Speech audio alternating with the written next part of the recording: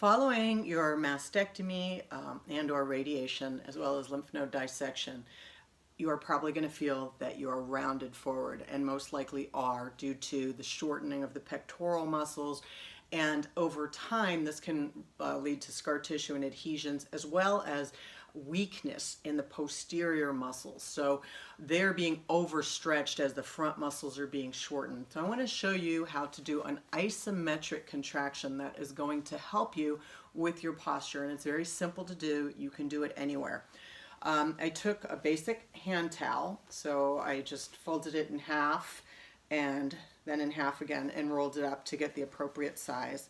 And I'm going to place this under my arm, so this gives me a more natural glide or rotation. And my arm is placed at 90 degrees, so my forearm is parallel to the floor.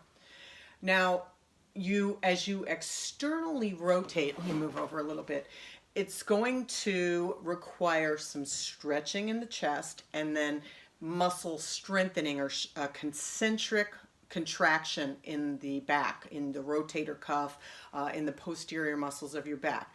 Now the problem is, if these muscles are so tight and or spastic that they won't allow that stretch, it's going to be very difficult to strengthen the posterior muscles. So we want to begin by doing chest stretches, simply squeezing your shoulder blades together, draw your belly button towards your spine, and then relax.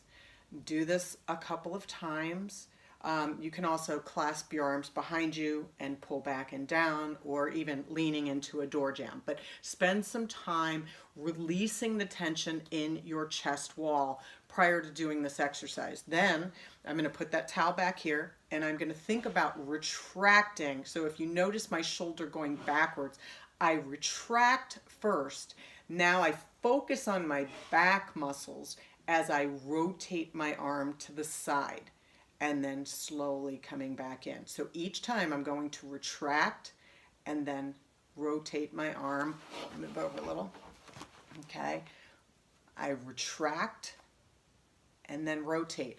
Now you should begin to feel fatigued back here, because these muscles have been doing a lot more work than they usually are required to do, making up for everything that's happened, with the surgery and the radiation and any potential tissue damage. So I would do this on both sides, the affected side and the unaffected side, and then you can move up to the video doing external rotation with a dumbbell or a band. But start with this first. Focus on the isometrics.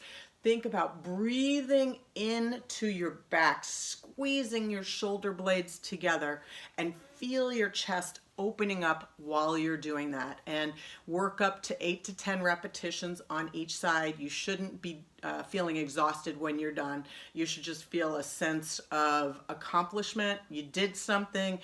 You'll feel the effort, but it shouldn't be painful.